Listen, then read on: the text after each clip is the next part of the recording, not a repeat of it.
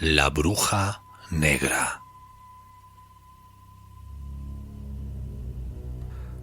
La estancia, de lo que parecía una choza, estaba iluminada solo por 3 velas, una blanca, una negra y una roja. El aire olía a hierbas quemadas, a algo antiguo. Sobre la mesa, de color negro, 3 fotografías, 2 hombres de mediana edad y una mujer. Sus rostros eran anodinos, como si hubieran sido arrancados de un catálogo de empleados o de una cuenta de LinkedIn. Una mujer alta, delgada, de rostro arrugado, tan sereno y severo a la vez que resultaba inquietante, los observaba como si fueran piezas de un tablero que solo ella entendía. Murmuraba palabras en un idioma que no pertenecía a ningún continente. Su voz era suave, pero cada sílaba parecía abrir una grieta en el tiempo. Las velas temblaban sin viento, las sombras se estiraban como si quisieran escapar. Primero se inclinó hacia adelante la vela negra, derramando una lágrima espesa sobre la fotografía de uno de los 2 hombres. La cera cayó justo sobre su pecho, como un presagio. La mujer sonrió apenas, un gesto tan leve que podría confundirse con compasión. La vela roja chisporroteó, lanzando una chispa que cayó cual astilla sobre la fotografía de la mujer. La vela blanca se apagó de golpe y se volvió a encender. Un humo blanco y espeso se arremolinó sobre la tercera fotografía, la del hombre más joven. La mujer extendió las manos sobre las 3 imágenes. Algo se movió entre las sombras, algo que no tenía forma, pero sí intención. Y entonces, con un gesto suave pero frío como el hielo, sopló sobre las 3 fotografías. Las velas se apagaron al unísono. La oscuridad se cerró como un puño. El ritual quedó sellado. José María había levantado la empresa de servicios auxiliares desde cero, ladrillo a ladrillo, decisión a decisión, cuando no era más que una idea obstinada. Durante 20 años la vio crecer, la sostuvo en momentos difíciles y la convirtió en algo más que un negocio, un lugar con alma y corazón. Era un hombre metódico, de esos que siempre parecían tener un plan incluso para los que no podían planearse. Pero aquella mañana algo en él estaba fuera de sitio. No habría sabido explicarlo. Era como si cada paso arrastrara una sombra que pesaba. Salió de la oficina a las 13:07. Caminó por la calle Alberto Aguilera con su maletín en la mano, pensando en la reunión, en los informes pendientes. Pero a mitad de camino, justo frente a una papelería, sintió un pinchazo en el pecho. No un dolor, un aviso. Se detuvo, miró a su alrededor. La gente pasaba sin mirarlo, como si él fuera un fantasma que aún no sabía que lo era. El cielo estaba despejado, pero José María sintió frío. Un frío que no venía del aire, sino de dentro. Pero el aire no entraba. El pinchazo se convirtió en una presión, la presión en un latigazo y el latigazo en un golpe seco que le atravesó el pecho como una mano invisible, cerrándose sobre su corazón. Tropezó hacia adelante, el maletín cayó al suelo, un par de transeúntes se giraron, pero nadie se acercó todavía. José María apoyó una mano en la pared, intentando mantenerse en pie. Su visión se volvió borrosa, como si una niebla espesa se hubiera deslizado entre él y el mundo. Y entonces lo vio. Una figura a unos metros inmóvil, mirándolo.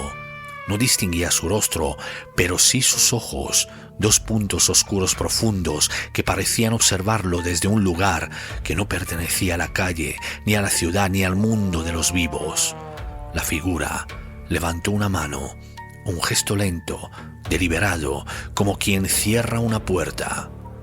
El corazón de José María se detuvo. Sus rodillas cedieron primero, seguidas por el resto del cuerpo, hasta quedar inerte boca abajo. El ruido de su cuerpo contra la acera fue seco. Cuando la gente finalmente reaccionó, cuando los gritos empezaron, cuando alguien llamó a emergencias, José María ya estaba lejos, muy lejos, en un lugar donde la luz no llegaba. Pero no estaba muerto, no del todo. Había quedado suspendido en un borde invisible, atrapado entre un latido que no volvía y una sombra que no lo soltaba. Rebeca siempre había sido la primera en llegar a la oficina. Tenía esa energía luminosa que hacía que incluso los lunes parecieran menos hostiles. Saludaba a todos, preparaba el café, encendía las luces, abría las ventanas para que entrara aire fresco. Era, sin saberlo, el corazón amable del lugar. Pero aquella mañana, cuando abrió la puerta principal, el aire era pesado como si la noche se hubiera negado a retirarse. Rebeca frunció el ceño, caminó hacia el mostrador de recepción. Todo estaba en orden, impecable, pero había algo que no encajaba, una sensación de ser observada desde un rincón que no existía. Se frotó los brazos, intentando disipar el escalofrío que le recorría la piel. Encendió el ordenador, revisó el correo y se sobresaltó derramando un poco de café sobre el escritorio. Un siseo. Apenas un susurro, pero el roce de algo que no debería moverse. Rebeca se quedó inmóvil. El sonido volvió más cerca, más insistente. Miró hacia el mostrador, nada. Miró al suelo, nada. Miró a la pared, nada. El silencio regresó, pero no era un silencio normal. Era un silencio tenso, expectante, como si algo estuviera conteniendo la respiración. Se inclinó a limpiar con un pañuelo de papel la gota de café que había alcanzado el suelo y soltó un grito. Una araña, pero no una araña común. Era demasiado grande, demasiado oscura. Su cuerpo tenía un brillo extraño, casi metálico, con un reflejo rojizo que parecía pulsar. Las patas se movían con una cadencia humana, como si cada paso estuviera calculado. Y sus ojos, si es que eran ojos, eran dos manchas de tinta líquida, profundas, insondables. Rebeca retrocedió unos centímetros con la silla giratoria y las ruedas chirriaron sobre el suelo de cerámica como un lamento breve y agudo. La araña se detuvo un instante, frotando sus patas peludas sobre los quiréciros, produciendo un siseo agudo y desagradable. Saltó. Una picadura ardiente en la pierna, un grito que nunca llegó a salir. Rebeca cayó al suelo, jadeando. La sensación se extendió desde el punto de la picadura como un fuego helado, avanzando por su piel, por sus músculos, por su sangre. Intentó levantarse, pero la pierna no respondía. Intentó gritar, pero su voz se quebró en un susurro. La araña desapareció como si nunca hubiera estado allí. El sudor frío le cubrió la frente. El mundo empezó a girar y antes de perder el conocimiento, creyó ver una figura al otro lado del vestíbulo, una silueta inmóvil, paciente, expectante. Luego, todo se volvió negro.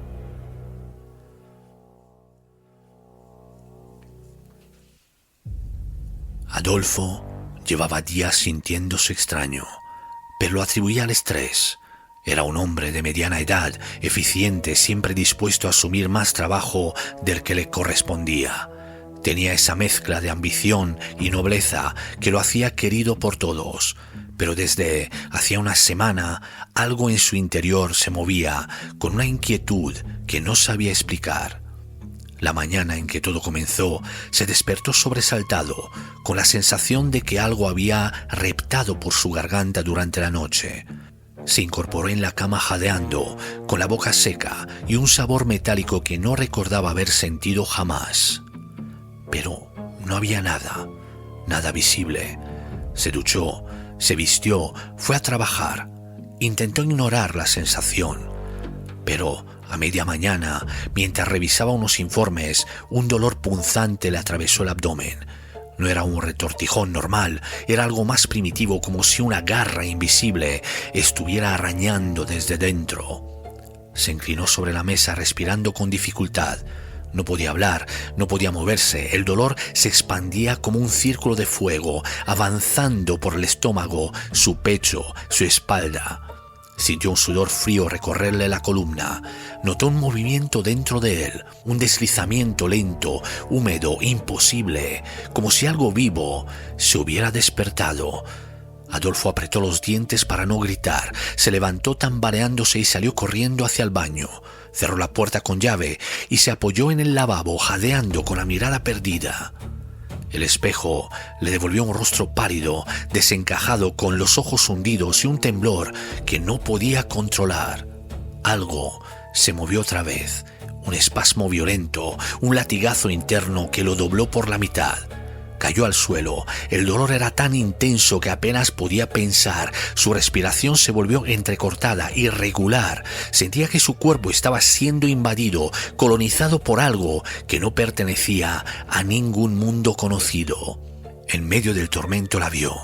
Una sombra en la esquina del baño, inmóvil, observándolo. La misma figura que había presenciado la caída de José María, la misma que había visto a Rebeca antes de desvanecerse. Adolfo intentó arrastrarse hacia la puerta, pero sus músculos no respondían. La sombra dio un paso hacia él. No tenía rostro, pero su presencia parecía absorber la luz. El dolor alcanzó un punto insoportable. Adolfo gritó, un grito ahogado, desesperado, que nadie escuchó. Cuando lo encontraron, horas después, estaba inconsciente, con la piel fría y un temblor que no cesaba. Los médicos no entendían qué le ocurría. No había virus conocido, ni bacteria, ni intoxicación. Solo un caos interno, un desorden inexplicable que amenazaba con destruirlo desde dentro. El equilibrio estaba roto. Deyanira llevaba años limpiando las oficinas de la empresa que le ayudó a regularizar su situación en España, después de huir con sus hijas de una vida indigna y de un hombre que confundía el amor con el maltrato. Aún hoy, cada vez que cruzaba la puerta metálica, sentía un agradecimiento profundo hacia José María, quien no solo la apoyó en los trámites, sino que también le encontró una vivienda económica donde por fin podía dormir sin miedo. Ese agradecimiento le impulsaba a dar más de lo que se esperaba de ella. Y así, sin que nadie lo supiera, empezó a aplicar los conocimientos que le transmitió su abuela, una respetada chamana de la selva peruana. No era nada espectacular, pequeños gestos, susurros, hierbas discretas, limpiezas que iban más allá de lo visible. Su intención era sencilla, mantener la oficina limpia y atraer buena energía, prosperidad y nuevos clientes. Todos en la oficina sabían que Deyanira hacía algo fuera de lo normal cuando se quedaba sola, pero nadie sabía exactamente el qué. No obstante, todos coincidían en lo mismo. Desde que ella estaba allí, el ambiente era más amable, más luminoso. Deyanira caminaba entre mesas, pasillos y salas de reuniones como quien recorre un templo silencioso. Observaba, escuchaba, sentía, y en cada rincón dejaba una huella imperceptible, un equilibrio que solo ella sabía sostener. Pero aquella semana lo que sentía era podredumbre. No física, no visible, una podredumbre espiritual, como si algo hubiera abierto una grieta en el suelo y estuviera filtrándose hacia arriba, contaminando cada rincón. Cuando se enteró del infarto de José María, sintió un escalofrío. Cuando supo lo de Rebeca, el escalofrío se convirtió en alarma. Cuando escuchó lo de Adolfo, supo que tocaba actuar. José María, Rebeca y Adolfo no seguían con vida por casualidad. Los ataques que habían sufrido, fuera cual fuera su origen, deberían haberlos matado, pero no lo hicieron, no porque fueran débiles, ni porque la oscuridad hubiera fallado, sino porque, sin saberlo, estaban envueltos en la red silenciosa de protección que ella llevaba años tejiendo en cada mesa, en cada pasillo, en cada puerta. Sus pequeños conjuros cotidianos, esos gestos humildes heredados de su abuela, habían actuado como un escudo invisible en el momento exacto. Se quedó a realizar la limpieza como de costumbre. Cuando se marcharon todos, dejó todo impecable, ni una mota de polvo, ni una pelusa escondida, ni una gota de agua sin secar. Sacó un pequeño maletín de su taquilla, el mismo que siempre guardaba allí, cerrado con un broche gastado por los años. Dentro había varios tarros de hierbas secas y frascos diminutos llenos de líquidos espesos. Cerró la puerta de la sala de reuniones con suavidad y apagó las luces. Tomó un pequeño cuenco de cerámica, vertió en él un puñado de hierbas y añadió unas gotas de uno de los aceites oscuros y espesos. Encendió 2 velas blancas, cuyos halos temblorosos parecían respirar con ella. Prendió las hierbas en el cuenco y dejó que el humo blanco se elevara en espirales lentas, como serpientes ascendiendo hacia el cielo invisible, buscando algo en la oscuridad. «Muéstrame», susurró. El humo se agitó, se retorció, se oscureció. Y en medio de aquella densidad vibrante, la visión comenzó a tomar forma. Primero una sombra, luego un contorno, después una figura completa, emergiendo como si hubiera estado aguardando en el borde de otro mundo. Una mujer anciana, alta y delgada, con trenzas largas y unos ojos profundos, negros como pozos donde la luz no se atrevía a entrar. Estaba sentada en una choza de madera, rodeada de amuletos hechos con huesos, telas rojas y objetos que no pertenecían a ninguna práctica permitida. Parecía una yatiri, sí, pero no de las que sanaban, no de las que pedían permiso a la madre tierra y a los ancestros. Era una yatiri negra, o como las llamaba su abuela, una laica. Una bruja negra de las que trabajaban con fuerzas que incluso los espíritus rehuyen. Y delante de ella, en una mesa tosca de madera negra, fotografías. Las fotografías de José María, Rebeca y Adolfo. Deyanira sintió un golpe en el pecho. Esa bruja estaba atacando a su gente, a su empresa, a los que consideraba su familia. La energía que rodeaba a la yatiri era la de un daño ya hecho, irreversible, que en ese mismo instante mantenía a los 3 empleados suspendidos entre la vida y la muerte. Sin romper el hilo, la escena se deslizó hacia otro lugar. Un ex empleado, furioso y vengativo, poniéndose en contacto con alguien de su tierra natal, envió parte de su finiquito a una mujer que conocía desde hacía años, una bruja de artes oscuras, alguien que no pedía permiso a los espíritus, sino que los forzaba a obedecer. Creía que ella podía castigar a quienes, en su mente, lo habían traicionado. La otra parte del finiquito se la bebió esa misma noche en un club de carretera. Borracho, tambaleante, cruzó sin mirar.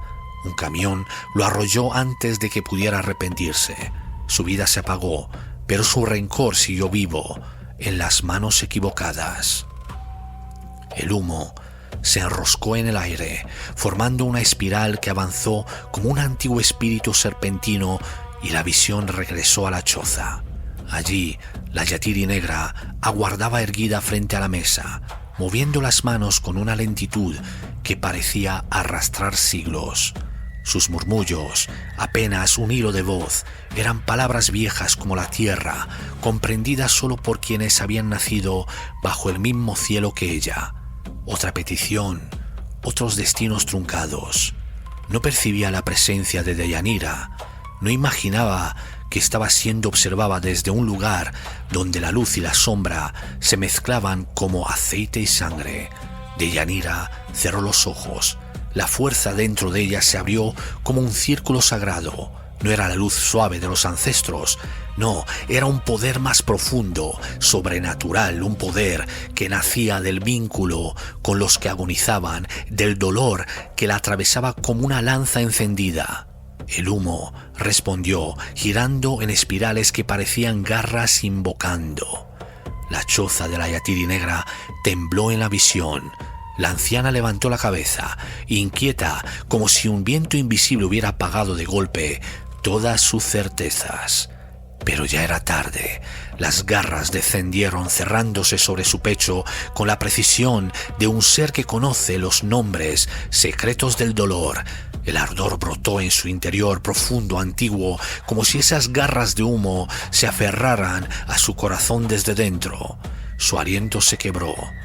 La sombra de la anciana se retorció antes que su cuerpo. Desde los pliegues polvorientos de su túnica, una araña gris, de abdomen palpitante, emergió no como un insecto, sino como una extensión de la misma oscuridad. No caminaba, se deslizaba fundiéndose con la piel marchita, dejando un rastro de vellosidades que se enterraban en sus poros como astillas de vidrio. Con una rapidez espasmódica, el arácnido trepó por su cuello hasta alcanzar la mandíbula. La yatiri negra intentó sellar los labios, pero las patas vellosas forzaron la entrada, desgarrando las comisuras de su boca. La araña se introdujo con un crujido seco, comenzando a tejer una red de seda pegajosa directamente en la garganta. Los hilos se enredaron en sus cuerdas vocales, calcificándose al contacto con la saliva y sellando su laringe en un nudo de seda. Era un bozal interno, una red de agonía diseñada con un único propósito: garantizar que nunca más, ni en esta vida, ni en la siguiente, su lengua pudiera articular la vibración de un solo conjuro. Mientras su poder se extinguía en un gorgoteo mudo, un horror más profundo nacía desde el suelo. Un 100 pies, del color de la carne en descomposición, se escabulló bajo el dobladillo de su túnica. Trepó por la pantorrilla con sus innumerables patas actuando como agujas de fuego que quemaban los nervios, una caricia aberrante que ascendía con una lentitud sádica por la cara interna de su muslo. Al llegar a la base de su columna, el espécimen buscó el calor húmedo de su anatomía y se hundió con un movimiento serpentino en su esfínter. La anciana sintió como las patas del insecto se anclaban en las paredes de sus entrañas, pero no se detuvo allí, se adentró hacia el estómago, reptando en círculos frenéticos por sus intestinos, trazando una ruta interminable de espasmos y mordiscos. Aquella criatura se quedaría allí, enroscada en sus vísceras, como un inquilino eterno, un parásito vivo que daría vueltas por su vientre, como el recordatorio perpetuo del horror que ella misma había sembrado. Deyanira pudo sentir la agonía de la mujer. El ritual la dejó atrapada en un estado donde el dolor del pecho nunca cesaba, donde la araña seguía aferrada a sus cuerdas vocales, donde el 100 pies recorría su interior una y otra vez, sin descanso. Una agonía eterna, suspendida entre mundos, sin poder volver a sus orígenes, ni a liberarse.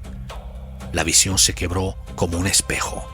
El humo en la sala de reuniones se abrió y las velas se apagaron, dejando un silencio que parecía un templo vacío.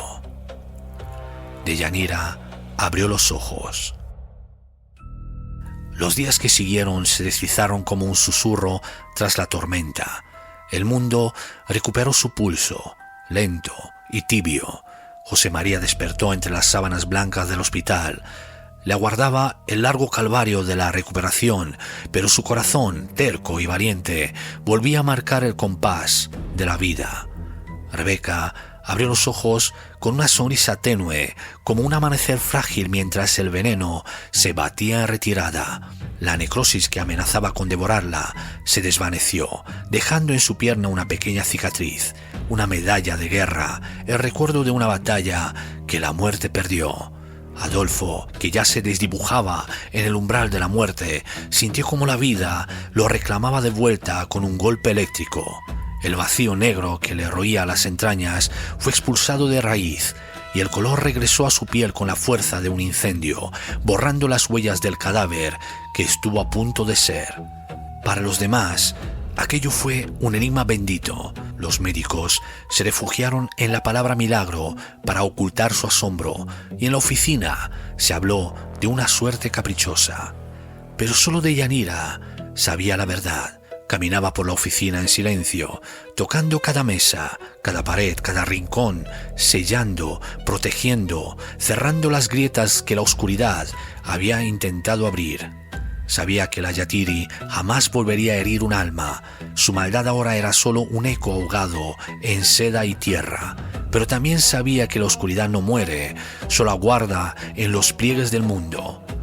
Respiró hondo y sonrió con la serenidad de los vencedores, porque la luz no se rinde, ni retrocede, ni abandona a los suyos.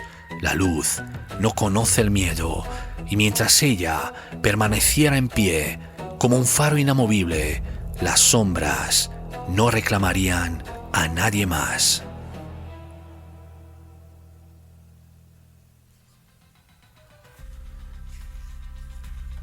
Si sientes que hay fuerzas que no entiendes moviéndose detrás de lo visible, si alguna vez has dudado de dónde termina el bien y empieza el mal, si has escuchado en la noche susurros que no parecen de este mundo, suscríbete si aún no lo has hecho.